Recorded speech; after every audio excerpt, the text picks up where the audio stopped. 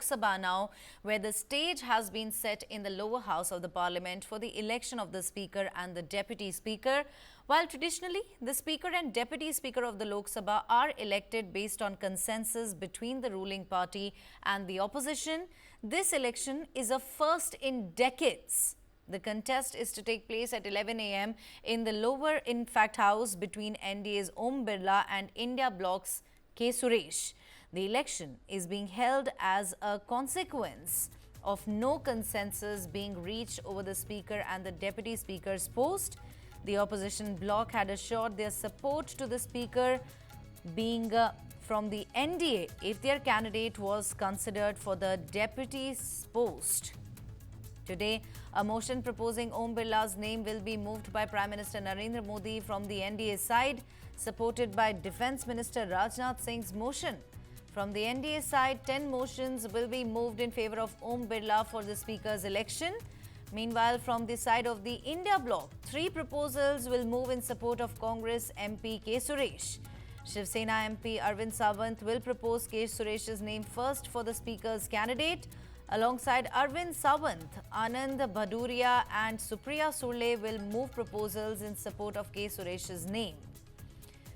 Now let's speak about the meeting that was held at Mallikarjun Kharge's residence to discuss the matter among the leaders of the India Bloc.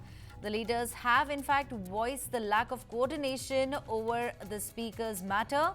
They've decided to go ahead with the voice vote and not demand for counting votes separately.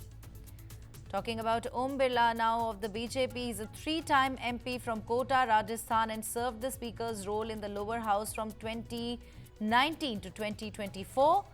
Kodikunnil Suresh of the Congress holds the distinction of being the longest serving parliamentarian in the 18th Lok Sabha, as he has served 8 terms representing Kerala's constituency, Mavelikara.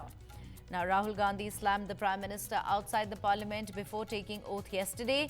He said that the Prime Minister only keeps speaking about consensus being a necessity in the Parliament. He doesn't practice it. While Union Minister Rajnath Singh had reached out to meet with opposition leaders K.C. Venugopal and T.R. Balu, both walked out of his office later. They're citing NDA's non-committal to them over Deputy Speaker's post to be the reason for non-consensus. Let's go back to my colleague Brijesh, who continues to be with us on the phone line. Brijesh, after all the drama that unfolded yesterday, the stage is set for the big showdown. It is Om Birla of the BJP versus India Bloc's Kodikunnil Suresh for the Speaker's post. What can we expect today? Well, I think it is more of a symbolic fight, and it is also a pointer towards how opposition is going to behave vis-a-vis the government when it comes to important bills and all. The attitude will be far more confrontationist given the number of seats, the Lok Sabha seats which the opposition bloc has. So right now, the numbers are comfortably stacked in favor of Om Birla. They have the required number, plus they have also other opposition parties which form the bloc of 18 Lok Sabha seats, YSR CP which has 4, SAD which has 1, and these smaller parties have also pledged their support to Om Birla. So number is not going to be a big problem. I think what is going to be the messaging is the thing which Congress-led India Alliance is thinking of sending, and that is exactly what is in the play. I think what is also important is that the meeting which happened last night at Mallikarjun Kharge is also a reminder to the Congress party of how just because they have 100 members of parliament, they cannot act unilaterally, as was conveyed by the Trinamool Congress. And late night, Rahul Gandhi had a 20-minute long chat with Mamata Banerjee, and post that the Trinamool Congress representative went and attended Mallikarjun Kharge's meeting.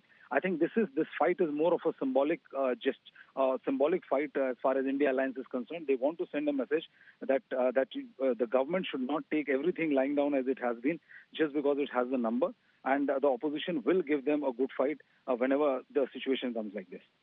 Brijesh, the India Bloc has decided to go for voice votes instead of division of votes. Does it somewhere fear that the chink in its alliance will be visible?